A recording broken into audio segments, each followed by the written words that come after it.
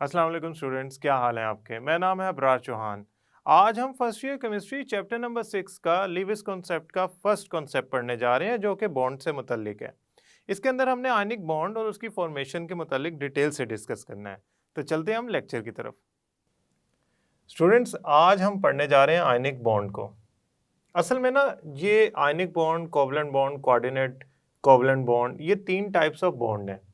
Bond क्या होता है? फोर्स ऑफ अट्रैक्शन होती है। इनके बनने में फ़र्क है। लीविस कॉन्सेप्ट या लीविस थ्योरी इन बॉन्ड्स को एक्सप्लेन करती है, जिसके अंदर वैलेंस इलेक्ट्रॉन्स इन्वॉल्व होते हैं बॉन्डिंग पर्पस के लिए। हो सकता है कि बॉन्ड बनाने के लिए इलेक्ट्रॉन एक एटम से दूसरे एटम में ट्रांसफर हो जाए। अगर ऐसा होगा तो वो आयनिक बॉन्ड बनेगा। हो सकता है कि इलेक्ट्रॉन शेयर हो जाए। In that case it will be a covalent bond. और कोऑर्डिनेट कोवलेंट बॉन्ड की थ्योरी हम उसके टॉपिक के अंदर ही पढ़ेंगे।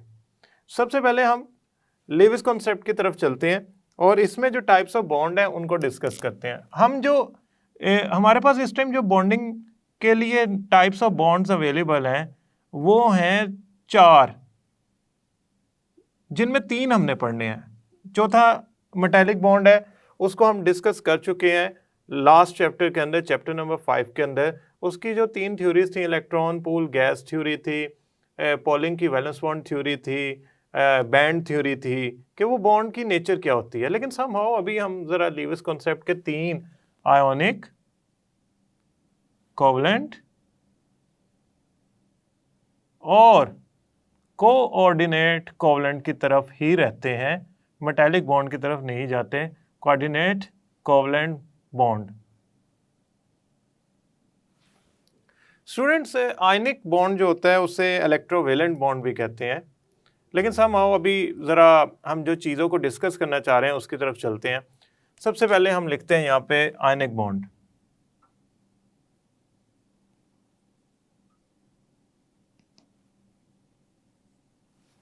अब हम डेफिनेशन की तरफ चलते हैं। Ionic bond is formed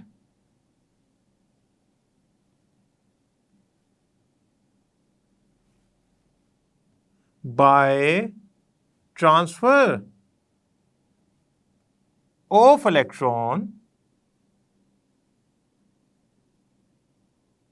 from one atom to other। अच्छा, अब इसमें इतनी आसान हमको लग रही है कि इलेक्ट्रॉन का एक एटम से उठ के दूसरे एटम में चले जाना, ये आयनिक बॉन्ड की फॉर्मेशन है। असल में जब एक एटम ए से इलेक्ट्रॉन निकल जाता है, ट्रांसफर हो जाता है बी को, तो उसके पीछे कुछ लॉजिक्स हैं जो हमने पढ़नी है। पहली बात है, ये इलेक्ट्रॉन ट्रांसफर की वजह से बॉन्ड बनता है। अब अगर इलेक्ट्रॉन ट्रांसफर हो गया तो ए पे क्या चार्ज आ जाएगा? पॉजिटिव। बी पे क्या चार्ज आ जाएगा? नेगेटिव। तो इनमें जो बॉन्ड बन जाएगा, अट्रैक्शन डेवलप होगी। ये अट्रैक्शन जो इनके दरमियान डेवलप हो रही है ये कहलाएगी आयोनिक बॉन्ड। अब स्टूडेंट्स, ये जो ए है, ए जिसने इलेक्ट्रॉन लूज किया है, जिसने इलेक्ट्रॉन का लॉस किया है, ये क्या चीज है? ये होता है ऐसा एटम जिसकी लो आयोनाइजेशन एनर्जी होती है, यानी कि उसका इलेक्ट्रॉन आसानी से निकल सकता है, तभी तो उसने लूज किया है। बी क्या है?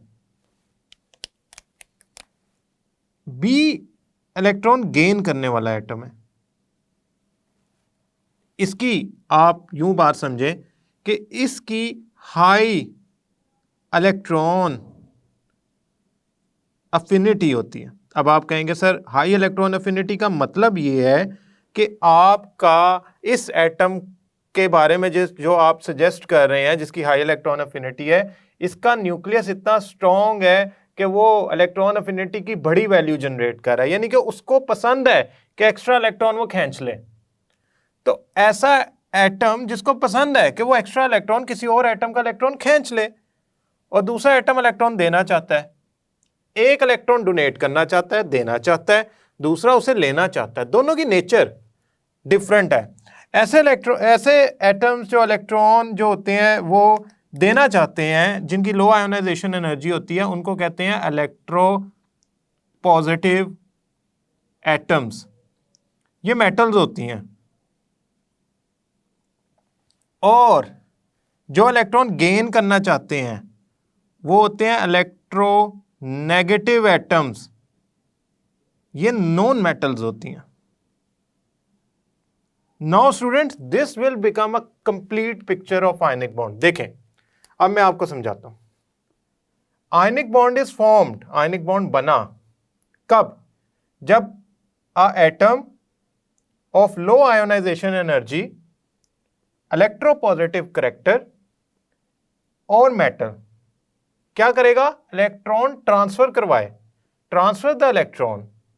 आप देखिएगा, ये साथ साथ डेफिनेशन लिखी जा रही है, इसको गौर से देखिएगा।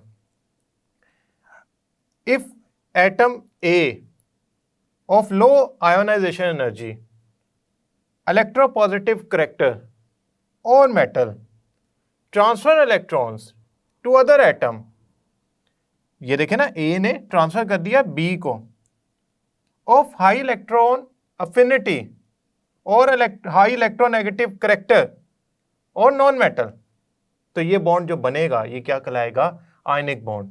यानी कि मेटल और नॉन मेटल जब आपस में मिलती हैं तो वो आयनिक बॉन्ड बनाती हैं। फॉर एग्जाम्पल अगर मैं लिखना चाहूं मेटल और नॉन मेटल का कोई आयनिक बॉन्ड की एग्जाम्पल, तो मैं लिखूंगा पोटाशियम क्लोराइड। क्यों? ये पोटाशियम जब इससे बॉन्ड बनाएगा तो ये आयंस की फॉर्म में बॉन्ड बनेगा। दैट्स वाई अगर मैं इनको लहदा लिख रहा हूं तो मैं के पॉजिटिव के और Cl नेगेटिव लिखूंगा, यानी कि KCl के अंदर जब K और Cl को लहदा करूंगा तो they would be in the form of ions. वो मिलके आपस में जो अट्रैक्शन डेवलप कर रहे होंगे, इनमें जो फोर्स ऑफ अट्रैक्शन होगी वो आयोनिक होगी। स्टूडेंट्स, एक गलती ना कीजिएगा, इनमें लाइन डाल देते हैं कुछ बच्चे, इस तरह लिख देते हैं potassium chloride. Now this is something very strange. ये जो लाइन होती है ना, ये यूजुअली इंडिकेट करती है कोवलेंट बॉन्ड को। जब आप आयनिक बॉन्ड लिखें ना, तो अगर आपने लिखना हो कि किसी सोडियम क्लोराइड में आयनिक बॉन्ड है, you need to simply write sodium positive chlorine negative. You not need to insert a line in between them. ये करेक्ट डिपिक्शन है, दिस इज रॉन्ग। ये जरा ध्यान में रखिएगा। अब ये तो सारी इसकी बेसिक जनरल बातें हो गई। एक और बात करते हैं आयनिक कंपाउंड की। इलेक्ट्रॉन ट्रांसफर क्यों होता है? असल में ना, जो इलेक्ट्रो पॉजिटिव एलिमेंट होता है ना, जो जिसका एटम वो इलेक्ट्रॉन डोनेट कर रहा है, electro positive atom of an element, ये हाई एनर्जी स्टेट पे होता है।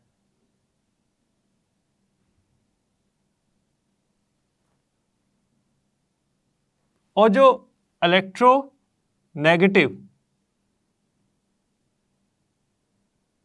एटम ऑफ एन एलिमेंट होता है ना, वो लो एनर्जी स्टेट पे होता है। इसका मतलब पता है क्या है? ये इलेक्ट्रो पॉजिटिव एलिमेंट की एनर्जी स्टेट, ये है इलेक्ट्रॉन नेगेटिव एलिमेंट की एनर्जी स्टेट। तो ऑटोमेटिकली इलेक्ट्रॉन जो होगा वो हाई एनर्जी से किधर ट्रांसफर हो जाएगा? लो एनर्जी पे। This should be common sense के हाई एनर्जी से लो एनर्जी में वो ट्रांसफर हो जाएगा। जब आयनिक कंपाउंड्स बनते हैं ना, जो एनर्जी चेंज आता है वो नेगेटिव आता है। इसका मतलब they move towards more stability. So आप अगर आयनिक कंपाउंड बनता देखें और उसमें एनर्जी ओवरऑल चेंज बताना चाहें तो आप कहेंगे it would be a negative energy change. क्यों? Because ionic bond when formed will bring stability to the system. क्योंकि एनर्जी रिलीज हो जाती है, कम हो जाती है, एनर्जी लेवल कम हो जाता है। जरा इस बात को ना हम न्यूमेरिकली देखते हैं।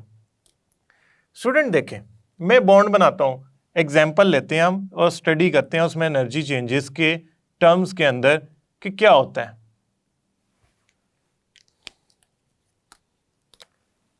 पोटाशियम, इलेक्ट्रॉनिक कॉन्फ़िगरेशन क्या होती है पोटाशियम की? पोटाशियम का एटॉमिक नंबर होता है 19। तो क्या हो गया? 19 इलेक्ट्रॉन हो गया ना, 2 8 8, दिस बिकम 18 एंड 1। आप कहेंगे सर ये 1 इलेक्ट्रॉन तो इसे तंग कर रहा होगा, इसने तो ऑक्टेट पूरा करना है, तो एक के साथ 7 इलेक्ट्रॉन तो गेन नहीं कर सकता, इतना बड़ा साइज है इस एटम का, कितने शेल हैं। तो इसकी कोशिश होगी कि ये इलेक्ट्रॉन जो है ना इसका लॉस करवा दे। तो अगर ये इसका लॉस करवा देता है, मसलन फॉर एग्जांपल इलेक्ट्रॉन का लॉस हो जाता है, तो ये के अब के नहीं रहेगा, के पॉजिटिव बन जाएगा, पोटाशियम आयन बन जाएगा। कौन सा आयन बन जाएगा? ये बन जाएगा कैट आयन। अब आप सोच रहे हैं ना कि ये मेटल ने इलेक्ट्रॉन क्यों लूज किया, उसकी टेंडेंसी है, उसको नजर आ रहा है कि मेरा ऑक्टेट रूल पूरा हो जाएगा अगर मैं किसी तरह ये वाला इलेक्ट्रॉन जो है ना निकाल के बाहर किसी को दे देता हूं, डोनेट कर देता हूं, न्यूक्लियस से दूर ले जाता हूं। 2 8 8, now that electron is remove. वो देखें वैलेंस शेल जो आपके सामने आया ना, जो वैलेंस शेल अब आपके सामने आया, अगर मैं उसको ये 8 इलेक्ट्रॉन्स वाला आया, now it feel more stable. Electron निकालने के लिए ना एनर्जी देनी पड़ती है, इलेक्ट्रॉन्स को निकालने के लिए एनर्जी देनी पड़ती है। आप इलेक्ट्रॉन को इस लेवल से जो न्यूक्लियस के करीब किसी भी शेल में है, इट कुड बी फोर्थ में, तो आप इसे एनर्जी दें, ये उठता उठता उठता उठता उठता उठता दूर चला जाएगा। कितनी एनर्जी दें? पोटाशियम के लिए जो एनर्जी चेंज आता है वो आता है 419 किलो जॉल। ये पॉजिटिव क्यों लिखा है? देनी है एनर्जी, इलेक्ट्रॉन निकालना है आपने। क्यों? न्यूक्लियस और इलेक्ट्रॉन के दरमियान फोर्स ऑफ अट्रैक्शन है, आपको वर्क करना पड़ेगा उसको खत्म करने के लिए। वैसे भी ionisation energy is the amount of energy, तो मैंने ये आयोनाइज ही तो किया है, तो असल में मैं किया कि आयोनाइजेशन एनर्जी तो अप्लाई किया, यानी कि मैंने एनर्जी दी है टू रिमूव इलेक्ट्रॉन, ताकि मैं उनके जो इलेक्ट्रॉन है उसको इन्फिनिटी पे उठा के ले जाऊं, किलो जॉल पर मोल। अब स्टूडेंट क्लोरीन की बात करें।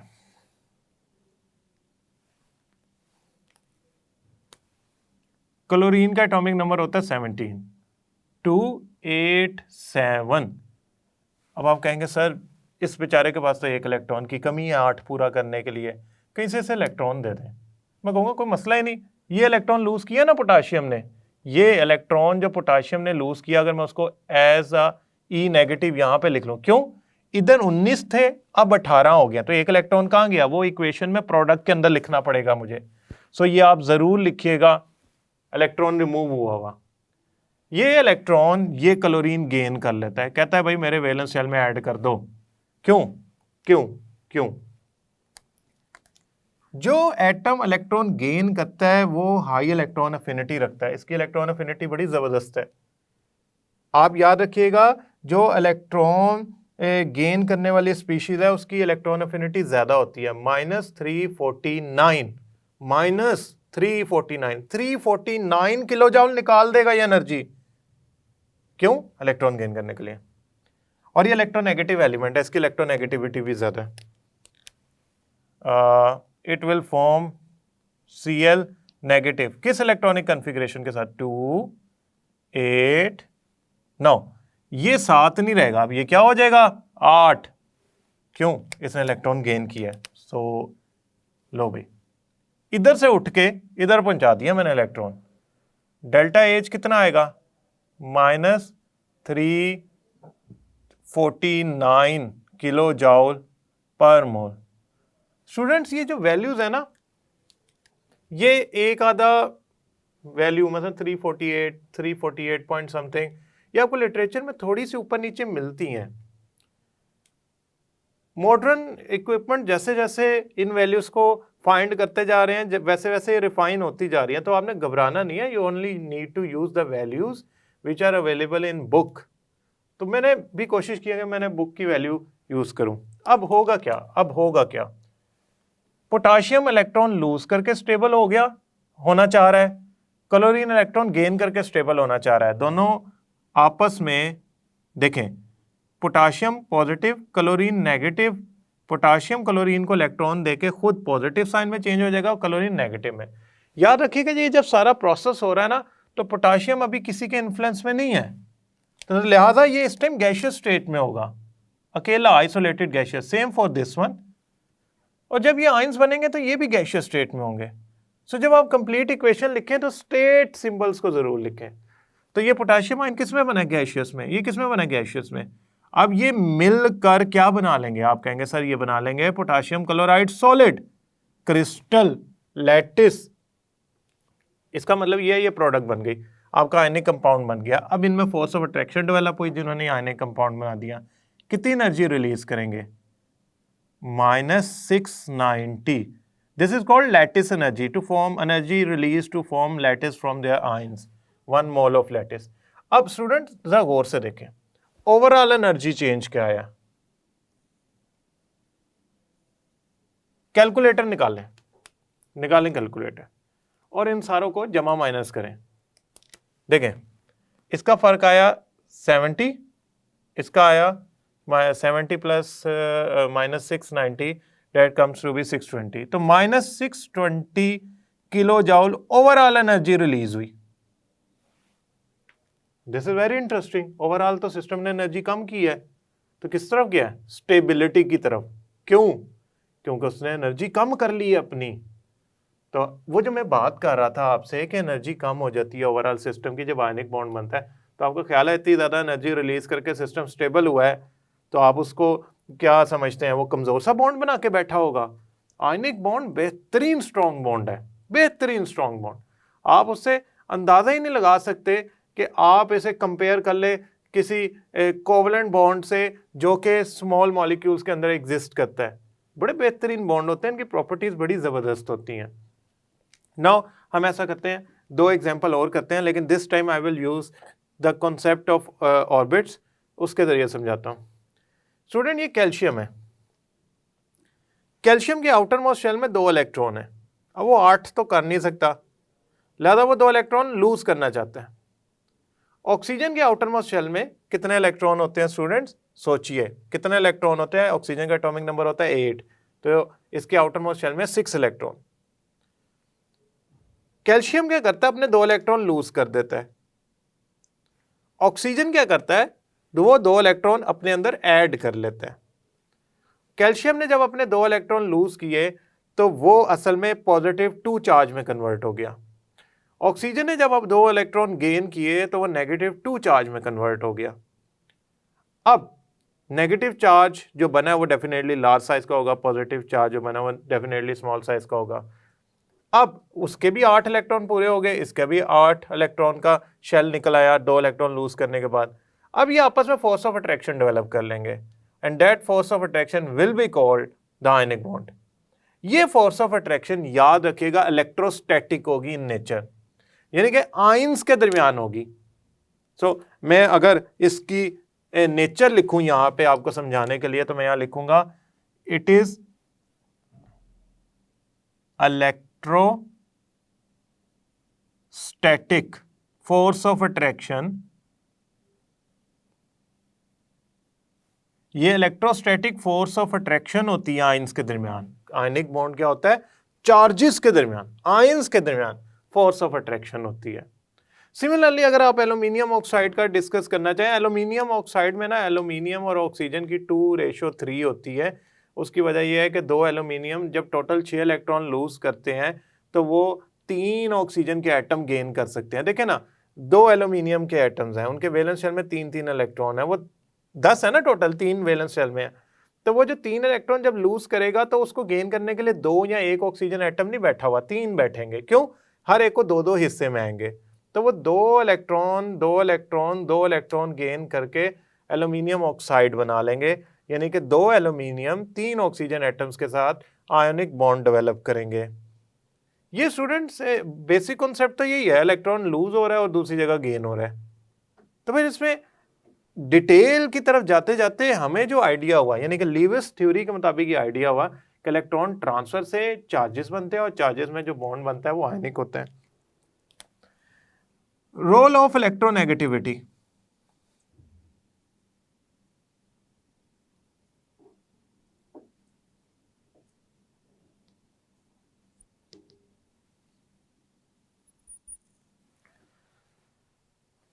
स्टूडेंट बुक कहती है कि 1.7 और मोर इलेक्ट्रोनेगेटिविटी का डिफरेंस हो मेटल और नॉन मेटल के एटम के दरमियान। कितना, 1.7 और मोर। Electronegativity difference. तो ऐसा बॉन्ड जो होगा वो आयनिक बॉन्ड के खाते में डाला जाएगा, आयनिक बॉन्ड के खाते में डाला जाएगा। अब इसको थोड़ा सा कॉन्सेप्ट को रिफाइन करते हैं। सीजियम फ्लोराइड 0.7 इलेक्ट्रोनेगेटिविटी, याद आया इलेक्ट्रोनेगेटिविटी में? फ्लोरीन की कितनी होती है? 4.00। इन दोनों वैल्यूज का डिफरेंस निकालें तो डेफिनेटली इनका जो फर्क है वो 1.7 से ग्रेटर आएगा, 2.3 आएगा, जो कि 1.7 से ग्रेटर है वैल्यू है। तो इनमें जो डोमिनेंट करैक्टर होगा वो आयनिक बॉन्ड का होगा। अच्छा, एक बात ये बड़ी अजीब सी है कि आप अगर ये सोच रहे हैं कि दो एटम्स के दरमियान जो बॉन्ड है वो 100% आयनिक है, तो गलत बात है। असल में डोमिनेंट करैक्टर आयनिक का होता है। मसलन मैं ये कहना चाह रहा हूं कि अगर मेरे पास दो डिफरेंट आयनिक कंपाउंड्स है, सोडियम क्लोराइड और सीजियम फ्लोराइड, तो जितना इलेक्ट्रोनेगेटिविटी का डिफरेंस जिसमें ज़्यादा होगा उतना उसमें डोमिनेंट करैक्टर आयोनिक होगा। मसलन सोडियम क्लोराइड में जो इलेक्ट्रोनेगेटिविटी का डिफरेंस है वो as compare to caesium fluoride कम है। क्यों? Lowest electronegative, highest electronegative. तो इनमें इलेक्ट्रोनेगेटिविटी का डिफरेंस किसी भी आयनिक कंपाउंड से डिफरेंट होगा, बड़ा होगा। तो इसमें जो डोमिनेंट करैक्टर होगा वो सीजियम फ्लोराइड के मुकाबले में कम होगा। सीजियम फ्लोराइड में 92% तक आयनिक करैक्टर होता है, सोडियम क्लोराइड में 72% तक आयोनिक करैक्टर होता है, आयोनिक करैक्टर। तो बाकी करैक्टर फिर कौन सा होता है? असल में जो बाकी करैक्टर होता है वो कोवलेंट होता है। इसमें कितना बना? 28%। ये कौन सा करैक्टर है इसमें? कोवलेंट। इसमें कितना बना कोवलेंट करैक्टर हमारे पास? 8%। स्टूडेंट, पहली बात है कि अगर इसमें 8% कोवलेंट करैक्टर है तो ये तो 100% आयनिक ना हुआ ना, लेकिन बहुत ज़्यादा डोमिनेंट करैक्टर इसमें जो अपीयर हो रहा है वो आयनिक करैक्टर अपीयर हो रहा है। इस बात को गौर से समझ लें कि 100% आयनिक करैक्टर आयनिक कंपाउंड्स में नहीं होता। दूसरी बात, ये एमसीक्यूज हैं कि हाईएस्ट आयनिक करैक्टर किस में होता है? सीजियम फ्लोराइड करैक्टर कितना होता है? 92। ये दो एमसीक्यूज हैं, बेहतरीन, आप इनको याद कीजिएगा, इनको ना छोड़िएगा। नाउ स्टूडेंट, अगर ये लॉन्ग क्वेश्चन आता है तो आपने इसमें यह बताना है कि आयनिक बॉन्ड एक इलेक्ट्रोस्टैटिक फोर्स ऑफ अट्रैक्शन है बिटवीन द आयंस, और according to theory of Lewis this is form by the transfer of electron from highly electropositive or low ionization energy atom of an element to the atom which has high electron affinity or high electronegative character। तो आपने याद रखना है कि ये इससे इधर transfer होगा। फिर आपने इसकी एग्जांपल देनी है और इसे हाई और लो एनर्जी की टर्म्स में ओवरऑल एक्सप्लेन करना है, देन इसके बेसिक करैक्टर बताने हैं जो मैंने आपको बताए हैं। स्टूडेंट, लास्ट बात मैं आपको सिर्फ रिवाइज करवाना चाहता हूँ, ये हमने चैप्टर नंबर 5 में पढ़ ली हुई हैं बातें। आयनिक करैक्टर्स, आयनिक बॉन्ड डेवलप हो जाने की वजह से जो प्रॉपर्टीज ऑफ आयनिक कंपाउंड है वो किस किस्म की होती हैं? High melting and boiling point होता है, लो वॉलेटिलिटी होती है, स्ट्रॉन्ग फोर्सेज ऑफ अट्रैक्शन है, ये कैसे इतनी जल्दी मेल्ट या बॉयल होने देंगी। डक्टिलिटी और मेल्लेबिलिटी नहीं होती, ब्रिटल होते हैं, फोर्स लगाओ टूट जाते हैं। क्यों? चार्जेस एक दूसरे के सेम सामने आ जाते हैं under the application of force. Certain cleavage इसमें डेवलप होती है, क्लीवेज प्लेन होते हैं सर्टन एंगल पे। स्टूडेंट, दूसरी बात, ये कंडक्टर नहीं होते, आप इनसे ये ना अंदाज़ा लगाइएगा कि सॉलिड फॉर्म में कंडक्टर होते हैं क्योंकि इनमें चार्जेस हैं, आयंस हैं मगर they are strongly attracted towards each other. ये क्रिस्टल की फॉर्म में होते हैं, अरेंज्ड पैटर्न में होते हैं, ये रैंडम पैटर्न में नहीं होते, और इनका एक sharp melting and boiling point होता है। दूसरी बात ये है स्टूडेंट्स, आप याद रखिएगा कि ये जब आप इनसे इलेक्ट्रोस्टैटिक फोर्स ऑफ अट्रैक्शन की जो उम्मीद लगाए बैठे हैं वो वीक नहीं होती, वो स्ट्रॉन्ग होती है। लिहाजा आप अगर इनको समझते हैं कि आप आसानी से इनको ब्रेक डाउन कर सकते हैं तो that would become a difficult for you, ऐसा नहीं होता। स्टूडेंट्स, आई होप ये लेक्चर आपको समझ आया होगा। आपने आयनिक बॉन्ड की डेफिनेशन, उसकी फॉर्मेशन, एनर्जी चेंजेस जैसे कि electron affinity, ionisation energy, lattice energy, इन सारों को मेंशन करना है। और याद रखिएगा कि आयनिक बॉन्ड 100% आयनिक नहीं होता, उसमें थोड़ा सा कोवलेंट करैक्टर भी होता है। नेक्स्ट लेक्चर तक के लिए अल्लाह हाफिज़।